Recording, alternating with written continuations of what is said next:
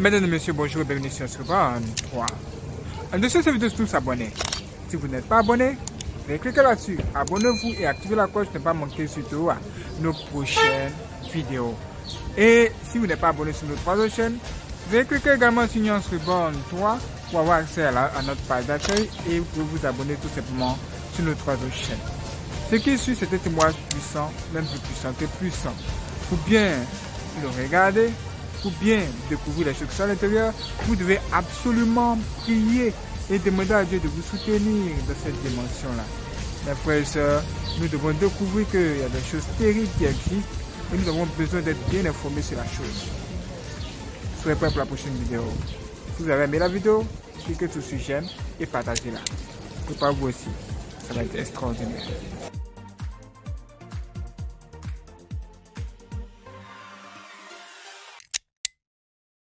Je suis née dans une famille chrétienne.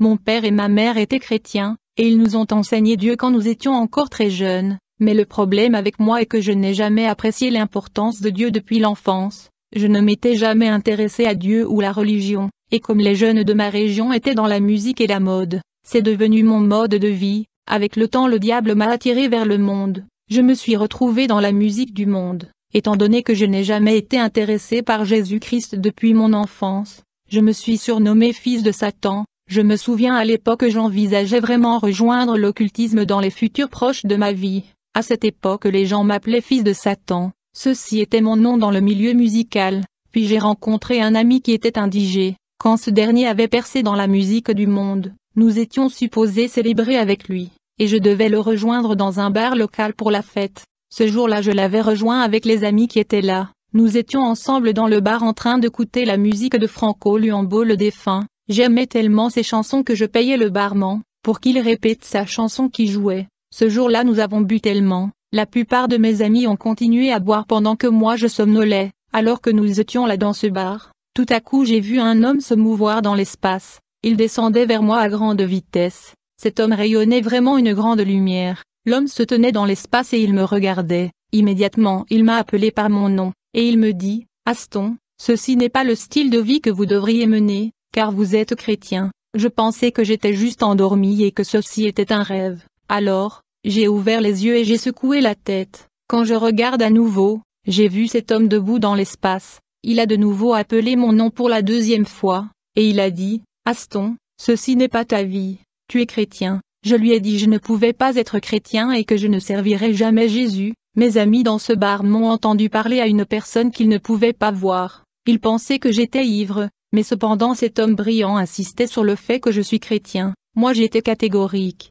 Je lui ai dit que je ne servirais pas Dieu. À la fin il a élevé sa voix qui était puissant. Rapidement j'ai décidé de quitter le bar. En vérité c'était ma mère qui était croyante. Elle intercédait, combattant la guerre spirituelle pour mon âme et elle semait de nombreuses semences pour que je me convertisse et vienne à Dieu. C'est pourquoi le Seigneur Jésus lui-même est venu me voir dans un bar. En fait, ma mère était avertie dans une prophétie que je servirais le Seigneur. Dans cette prophétie le Seigneur a prévenu ma mère et dit, si jamais votre fils recourt à l'occultisme, il deviendra fou, parce qu'il est choisi pour me servir. Souvent quand nous faisions la répétition, ma mère venait sur place et se mettait à genoux devant notre orchestre, et elle me déclarait, Aston, tu serviras le Seigneur, cette musique du monde n'est pas ta vie. Je me souviens à chaque fois que nous allions au studio pour enregistrer de la musique du monde, dès que nous entrions dans le studio, je perdais toujours ma voix et je ne pouvais pas chanter. En fait, ma mère me disait souvent, tu ne chanteras pas de la musique du monde et ta voix ne sera jamais entendue dans la musique du monde.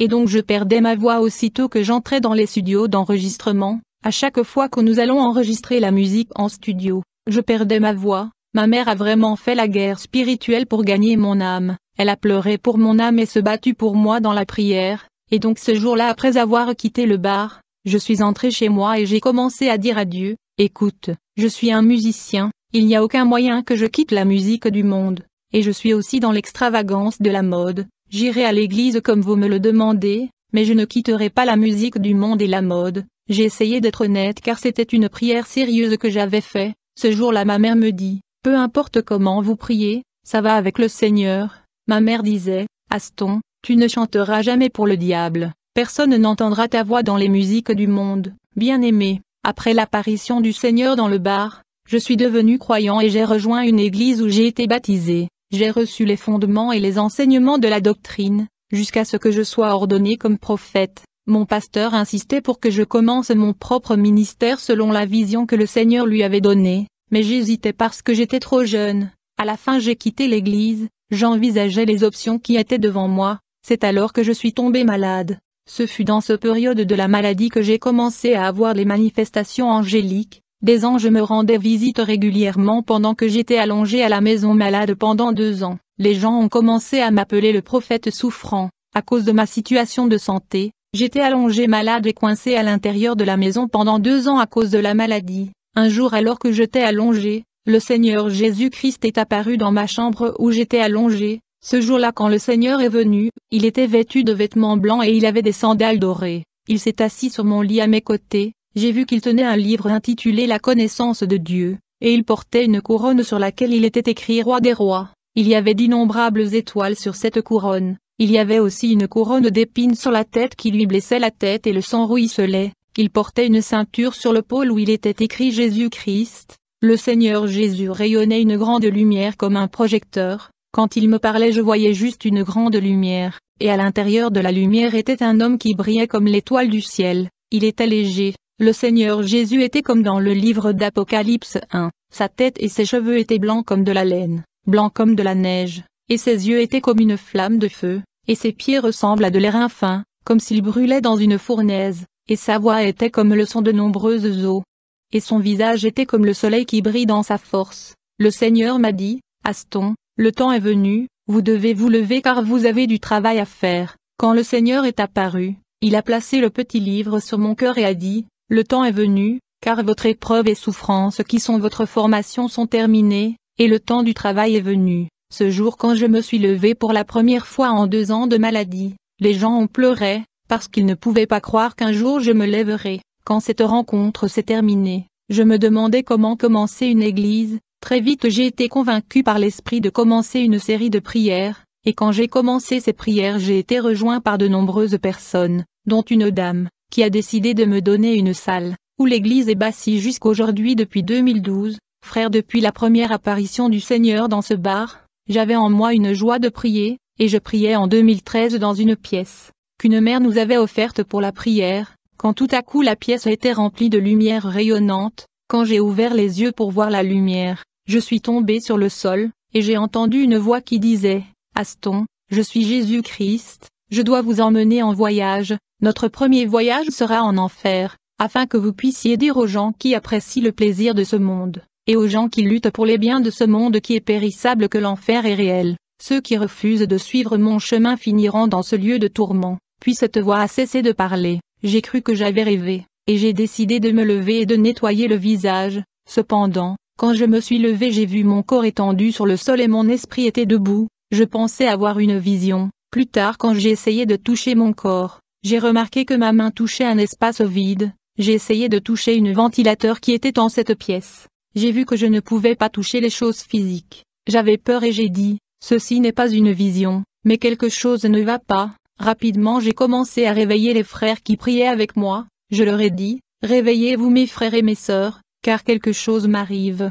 Du coup, j'ai vu qu'elles ne m'entendaient pas, je voulais les toucher pour les réveiller, mais j'ai vu que je ne pouvais pas les toucher car mes mains les traversaient, du coup la panique m'a envahi, je suis sorti de la chambre. Quand j'ai vu le propriétaire qui nous avait donné cette salle pour la prière, j'ai essayé de lui parler, mais elle ne pouvait pas m'entendre. Je suis allé à la porte de l'enceinte afin de l'ouvrir et parler aux gens à l'extérieur. Dès que j'ai essayé de tenir la porte de l'enceinte, j'ai vu que j'ai traversé la porte. Quand je suis sorti du complexe, je suis allé voir le voisin pour leur raconter ce qui m'arrivait, mais il ne m'entendait pas. J'étais en panique. Maintenant mon objectif était de rentrer chez moi et de leur raconter ce qui se passait. C'est quand je me déplaçais dans la rue que j'ai vu des gens qui étaient dans la même situation que moi. C'est alors que j'ai réalisé que je n'étais plus dans le monde des vivants. J'ai vu ces gens traversant des maisons, des arbres et de la matière physique. Je pensais que j'étais un homme physique, et je me déplaçais en suivant la direction de la rue. Mais ces gens qui étaient dans ma condition traversaient les maisons, les matières solides et matérielles. Ces gens se plaignaient fait que leur corps était enterré. J'étais à nouveau dans la peur. Quand j'arrive vers le changeur de la ville, j'ai vu un chanteur populaire de la musique chrétien. Il pleurait et disait, Pourquoi ces gens ont enterré mon corps? Je suis maintenant devenu un esprit errant et je n'ai pas d'endroit où aller. J'ai été stupéfait de voir ce chanteur et j'ai commencé à l'appeler pour lui parler de ce que je vivais, mais il courait à grande vitesse. Je me déplaçais dans la ville quand j'ai vu la première église. Je me suis dit de tout mon cœur je dois entrer dans cette église pour qu'il puisse prier pour moi. Quand je suis entré dans cette église, j'ai vu des gens assis sur le sol, ils avaient des chaînes à la main. Il y avait de nombreuses personnes assises sur le sol en cercle, autour de drapeaux de pays différents. J'ai vu que ces personnes qui étaient assises au sol ayant de chaînes étaient gardées par des guerriers, ces qui avaient 4 mètres de longueur. Ces hommes élancés qui surveillaient les captifs tenaient de javelots, et ils avaient sang-froid. Ils gardaient ces âmes enchaînées. J'ai essayé de parler à ces âmes qui étaient enchaînées. J'ai vu qu'ils pleuraient. Du coup, j'ai vite entendu la voix du Seigneur me dire, « Toutes les églises ne sont pas bonnes. Toutes les églises ne sont pas des églises de Dieu. Il y a des gens qui sont liés par des chaînes à cause des églises qu'ils fréquentent. Beaucoup de gens ont leur âme capturée à cause des églises qu'ils fréquentent. C'est pourquoi beaucoup de gens ne voient pas la main de Dieu. Parce qu'ils sont liés où ils vont prier, ils se demanderont toujours et ils pleureront. Si vous restez dans cette église vous serez capturés comme ces âmes que vous voyez dans la servitude. Ces guerriers élancés qui les gardent sont des démons. Bien-aimés, j'avais sillonné la terre car j'étais un esprit errant. Finalement le Seigneur m'a emmené en enfer. L'endroit était vraiment sombre et le sable était rouge. C'était un endroit immense. Je ne pouvais pas comprendre cet endroit parce qu'il n'existe pas sur la terre. Les âmes qui sont tombées à cet endroit disaient c'est quoi ce monde? Cet endroit n'est pas la terre et il n'existe pas. Jésus dit, le sable est rouge dans cet endroit. Cela à cause du feu qui brûle en dessous. Puis j'ai vu une foule immense dans une longue file d'attente. J'ai vu que ces gens étaient silencieux. En fait ces gens sont morts aux 4 coins de la terre et ils ont atterri dans cet endroit. Ils étaient de peuples de toutes les races et de tous les pays du monde. Et ils étaient censés regarder le film de leur revue et de leur action, afin qu'ils soient envoyés dans diverses chambres de l'enfer en rapport avec leur acte. Du coup j'ai vu des gens qui avaient des visages de chiens et de corps humains. Ceux-ci sont des démons qui gardaient ces files d'attente. Je regardais cette file d'attente quand je remarquai le chanteur populaire de notre pays que j'avais vu errer sur la terre. Il était dans la file d'attente, où les gens regardaient le film de leur vie. Quand son tour est arrivé, il se tenait devant le trône de l'ange de la mort Nickel. J'ai vu le frère Charles se plaindre et dire non.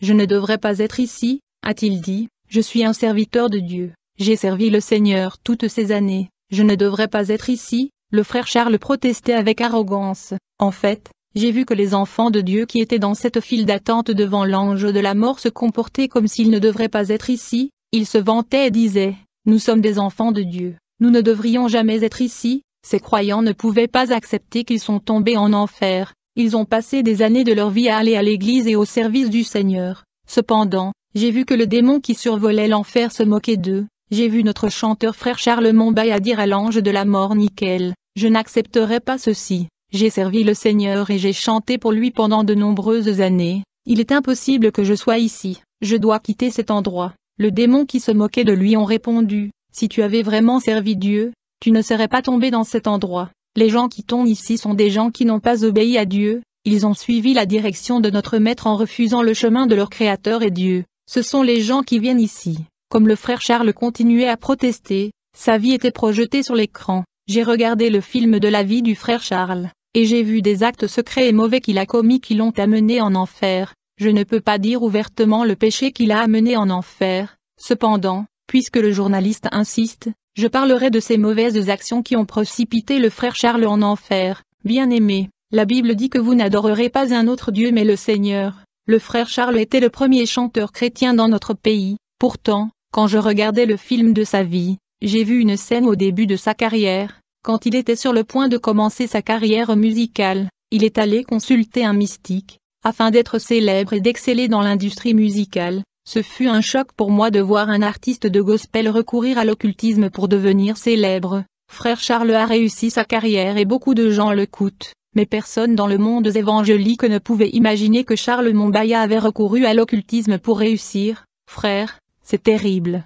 Nous avons ici le cas d'un serviteur de Dieu qui a recouru au mysticisme pour réussir. Pourtant le Seigneur est plus que disposé à donner ses serviteurs l'onction pour exceller et pour avoir l'impact. Tout ce que vous cherchez dans cette vie, le Seigneur peut vous le donner. La Bible dit que l'élévation vient du Seigneur. Ce qui est grave et dangereux, c'est que tout le succès que le frère Charles a eu dans le monde évangélique est venu de l'ennemi. Mais les enfants de Dieu ont ces disques. Les enfants de Dieu écoutent toujours ces chansons car il était vraiment intense. En écoutant ces chansons, ils invitent le démon dans leur maison et leur vie, puisque le frère Charles était populaire. Beaucoup de sœurs ont demandé son aide dans leur carrière. En fait, j'ai regardé à l'écran des scènes où le frère Charles Mombaya couchait avec une chanteuse et une femme mariée, qui voulait percer dans la musique gospel, et donc le frère Charles a utilisé sa popularité pour profiter des sœurs. Il vivait secrètement un style de vie d'adultère. De nombreuses chanteuses du Congo ont couché avec le frère Charles quand elles cherchaient l'élévation, alors que la vie de frère Charles était projetée sur l'écran. J'ai vu une scène où il avait des rapports sexuels avec un de ses parentés. C'était de l'inceste qui est un péché devant le Seigneur. Dans le film de sa vie, j'ai vu que le frère Charles qui était populaire dans le pays sortait avec des femmes mariées, qui sont déjà mariées. Il a utilisé sa popularité. Frère, si vous avez des relations sexuelles avec un membre de votre famille, vous commettez de l'inceste. Vous devez comprendre que vous n'échapperez pas au jugement de Dieu. Le frère Charles a regardé le film de sa vie, comment il a couché avec un membre de sa famille et comment il couchait avec une femme mariée, et comment il a recouru à l'occultisme pour réussir dans sa carrière. Quand il avait fini de regarder le film de sa vie, il était en larmes, il ne pouvait plus protester et se plaindre, car le testament de l'existence avait enregistré tout ce qu'il avait fait, et tout était projeté sur l'écran. J'ai vu que frère Charles était toujours dans le déni, il était émotionné et il ne pouvait pas accepter que ceci lui arrivait. En conséquence, l'ange de la mort, le démon Nickel, a ordonné au démon d'ouvrir quelque chose qui ressemble à un conteneur, et j'ai vu des lézards sauvages et noirs sortir en grand nombre. Ces lézards étaient commandés par l'ange de la mort pour le mordre. J'ai vu d'innombrables lézards se précipiter vers lui et ils ont commencé à le mordre et il fut complètement couvert par ces lézards. Il pleurait et se repentait, mais il était trop tard pour lui. Après cela, il a été jeté dans l'abîme. Quand il a été jeté en enfer, le Seigneur a dit, suivons-le afin que nous puissions voir. Quand la porte de l'enfer s'ouvrit, j'ai remarqué que c'était une porte antique, et quand nous sommes entrés dans cette ancienne porte, j'ai vu que nous descendions. En fait, l'enfer a beaucoup de niveaux. Alors que nous descendions, j'ai vu que nous atterrissions dans un volcan massif où le lave était énorme. Les hommes qui étaient jetés en enfer tombaient dans les laves de ce volcan massif. En effet, cette mer de lave et ce volcan étendu étaient la réception de l'enfer, où les âmes étaient supposées atterrir et être prises chacune dans leurs chambres respectives.